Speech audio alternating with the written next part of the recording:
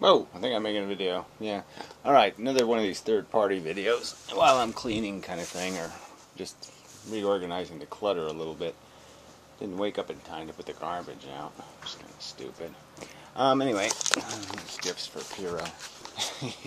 Anyway, so where was I? Oh yeah, so, you know, the second platform item, you know, would be another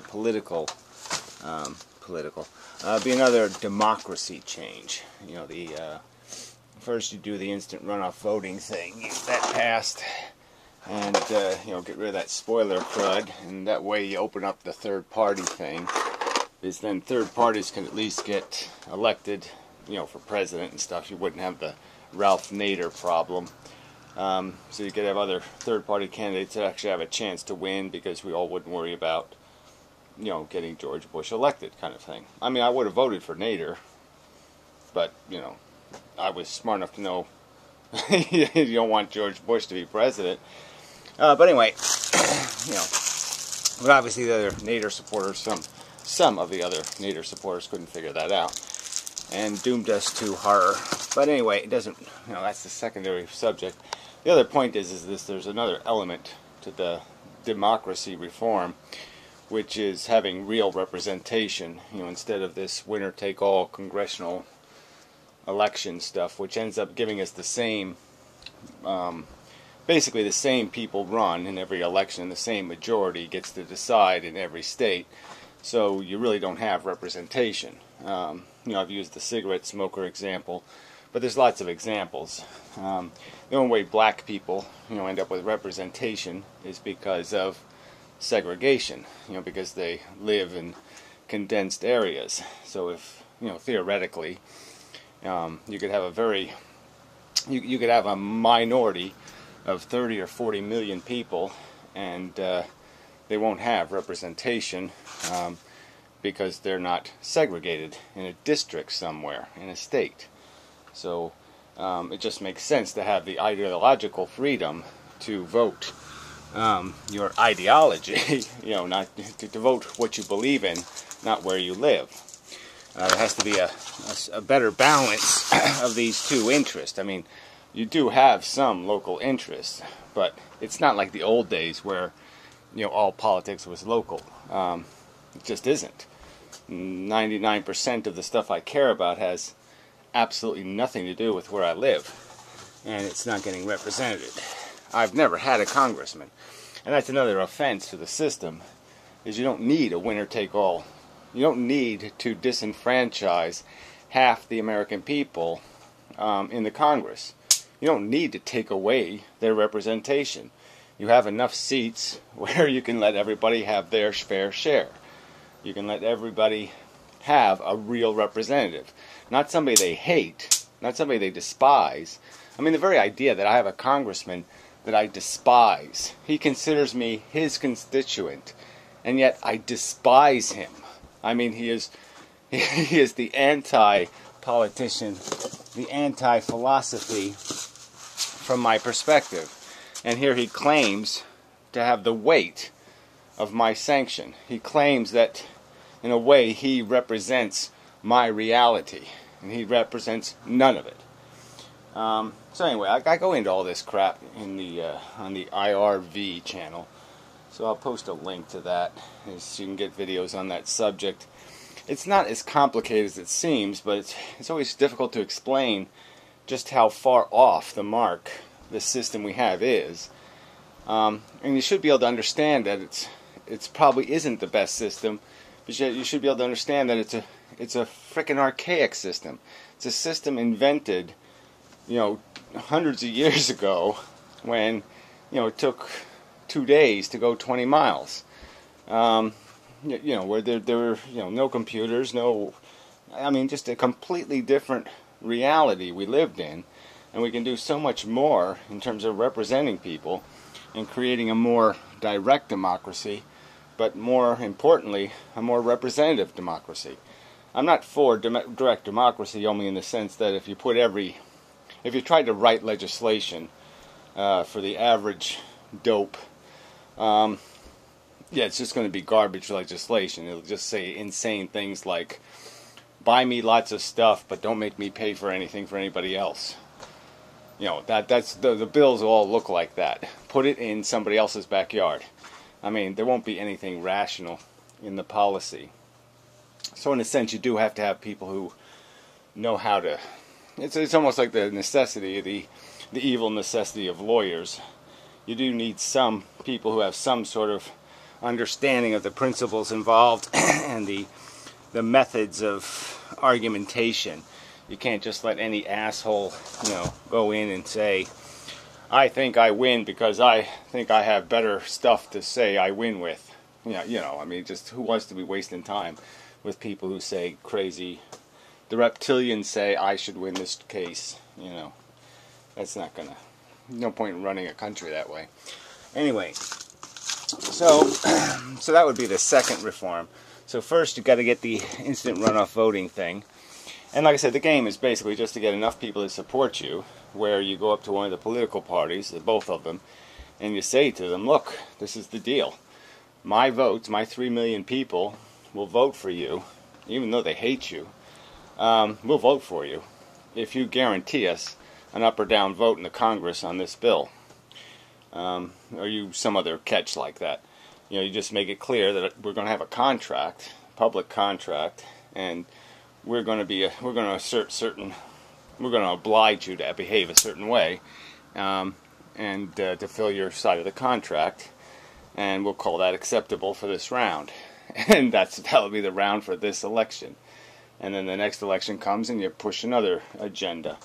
But this is the only way you have to assert, because the system isn't going to give you, it's not going to pay attention to you unless you do blackmail it. The two-party system has no principles. They don't want to hear about what the right thing to do is. They will only do what they have to do. They almost find it annoying if you want to do something that has something other to do with than making them rich. They're all just sellouts and creeps. And the only way you can bargain with these fuckers is hard. You got to go in there with, you got to play hardball. If you want to get anything done in this world, you're going to have to extort the criminals and to get it done. But the good news is if you do a couple of these things, you can have a real game. And once the real game starts, all kinds of good things can happen. So that's where you got to start. So then, I guess the platform, you want to try to keep the party platform simple, just so you don't offend anybody. To get as much support as possible. So you first have these two really, really benign, really hard to argue against. Really, I mean, just it really is. Unless you're an overt cheater, a person who believes in stealing other people's votes, stealing their right to representation, you really can't defend the flaws in the current system and these simple fixes. And it sort of does represent the theme of the damn thing, which is, what's missing in this the systems we have is they're very unscientific, unprincipled, and we don't have the expectation that their objective is not some sort of perfect efficiency. And that's sort of what this third party should stand for, is some idea of let's achieve a more perfect efficiency. Let's get the most out of ourselves and out of the system. Let's scientifically construct this thing to work, not to fail. And that's the same kind of approach as looking at everything else. Why is it broken? And, fix it, and then find a way to keep it fixed, in the sense that, that's another easy one. It's just this idea of accountability. We have we have accepted politicians who run on a platform of don't hold me accountable. Change the rules so you can't sue me. I should play by different rules than you play by. They overtly get away with that because you're always trading off, them against each other. And so as soon as both parties become corrupt, you're going to be out of luck, because both of them are going to give you no choice on the issue of accountability. because they're both running away from it. They both decided that it's more fun for them to be crooks, and they'll just play us as a way of getting what they want, to satisfy their individual ambitions.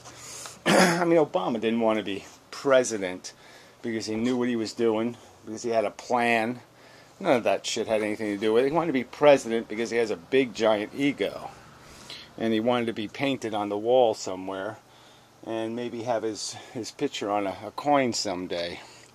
But it had nothing to do with him having any vision thing, because obviously he hasn't had a clue from day one. He never even gave Guantanamo Bay enough thought to actually think about, well, if I release these guys, they might become terrorists again. Yeah, he didn't even think that far. I mean, it's just an amazing when you think about how little thought, how unprepared these people are for the job, and you think they can just walk into it and they're going to be doing the right thing. And then they surround themselves with these dyed-in-the-wool, tired old politicians that have been around forever, talking the same yammer, about, some special interest, how we should feed them more. Oh, the poor teachers, and the teachers do well. Oh, they're teachers, and no, sorry, no sale. But you can go on down the list. So anyway, speaking of that, though, that would probably, like I said, you want to keep these policies simple, but I think, one of the policies that might be worth throwing in there is the transition, or at least the option of running a trial or a test, of a system where you pay the majority of the money for education goes to the students rather than to the teachers and to the industrial complex. Especially in the modern age, it's just totally idiotic to have to pay these. I call them performance artists, but that's all they are. Teachers are just performance artists who want to get paid a real high salary to do the same performance over and over and over and over again for a selected audience. And we ought to just public domain them out of business. Get the best little performance artists in the world, put them on videotape, and be done with this.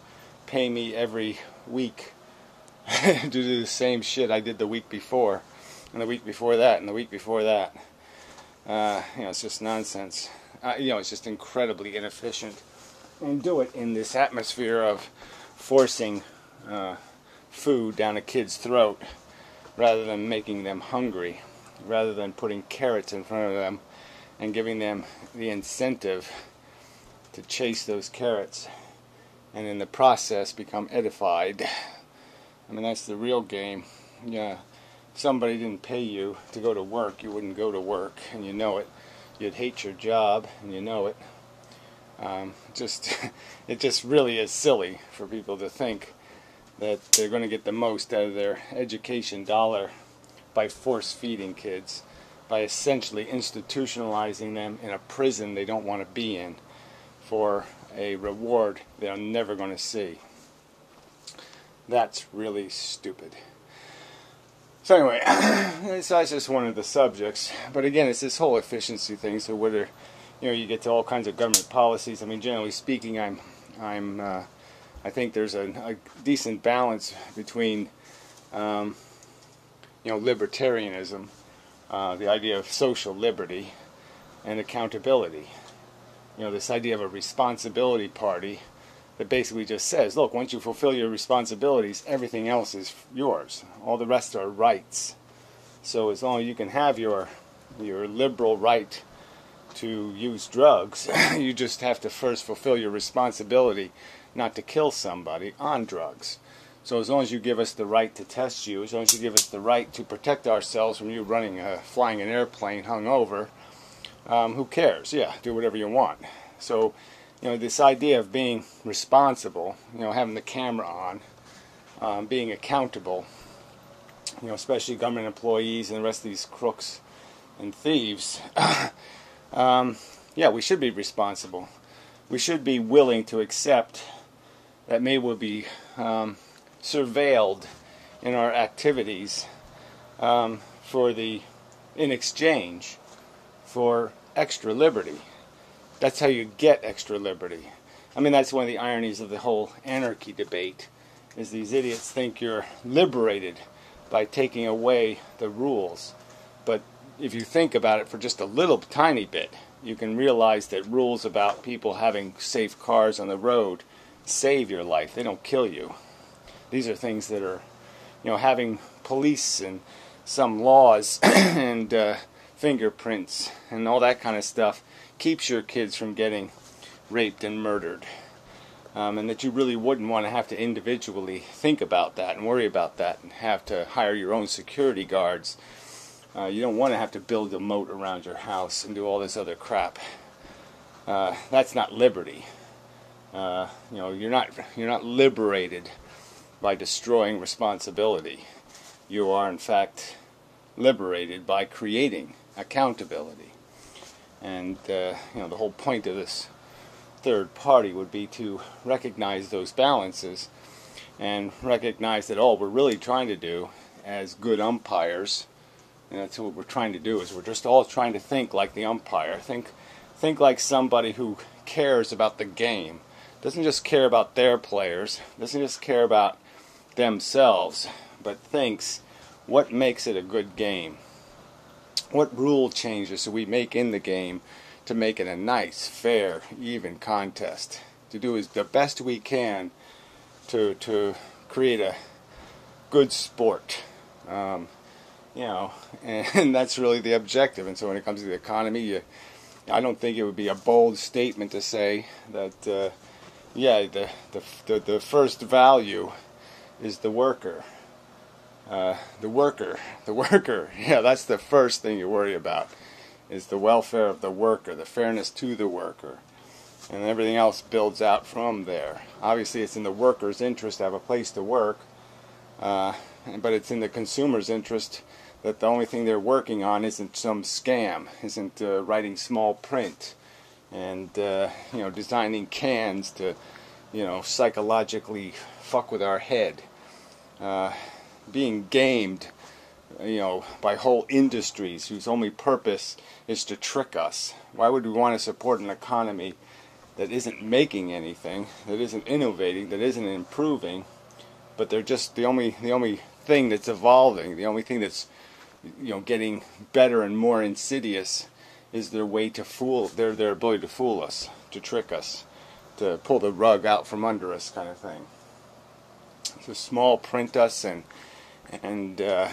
pop culture us into submission to paying them to fuck with us, to pay them not to serve us, but to trick us, to fool us, to hurt us, to profit off of us, to exploit us. Those are just, as a general theme. It's hard to. I could just say, okay, you have to have some kind of thing where, it doesn't make much sense to subsidize the wealthy, and excessively burden the working person. So there'd be a progressive understanding that there's not much point in incentivizing things that don't produce value, and there's a huge incentive to incentivize things that do produce value. And again, I'm going to argue that the innovation comes from having overqualified employees who think and can do things better and improve how they do things, and innovate and all of that kind of stuff. And all that comes from the people. And currently we're just the pay balance is out of balance. We're paying the hair, more than the brain, and there's no point in doing that. But like I said, you have to be careful how you word that, because if you say anything a little too strong, then people, oh, you mean you're not gonna subsidize the rich, and you're not gonna let people inherit billions of dollars, and you're not gonna, and it's very disappointing that people think that way. There's some kind of tyranny to try to create fairness and a good game, because they've been cheating so long, they have no conception of good game anymore. You know, they're just so used to the elitists having advantage, you know, that they don't want to play in a real arena. They don't want to have to earn it. They've been living off the cheat, and they want to keep the cheats. It's just like you know, mortgage deductions, you know, all kinds of different tax dodges they have that are totally unfair to people who you know, don't go into debt.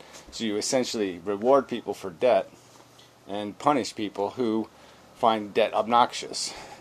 You know, simple little things like that, but they're all over the place in terms of our politics and the system we've created. We're encouraging a lot of bad behavior rather than encouraging good behavior. And those are some kind of simple policy changes that, in the long run, you know, I think could make a huge difference in the quality of our civilization. yeah, big change. Anyway, I mean, you really, theoretically, you know, we could have a 5-hour workday, easy, without any trouble, and still be just as productive as we are now. And if we kept our 8-hour workday, we could be twice as productive. We're just wasting so much human energy in absolute nonsense. And somebody should at least make that commentary and at least offer a proposal to do something about it. And the two-party system right now is totally ignoring it. They're pretending it doesn't exist. And they're doing it by, you know, just placating people's bigotry on one side, and the other side is placating their sympathy.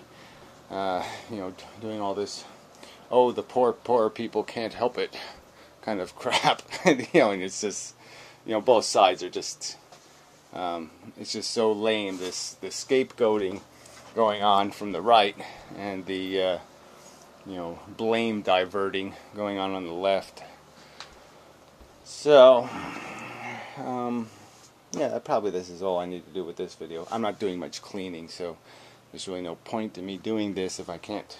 I need my other hand, I suppose. Yeah, I really should need two hands, but apparently I do.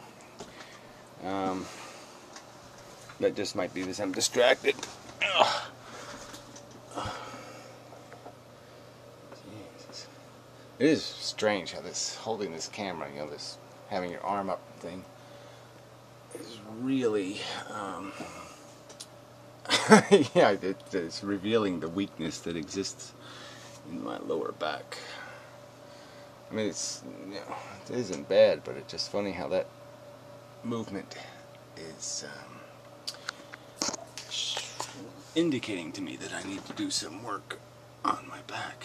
Anyway, till next time and such.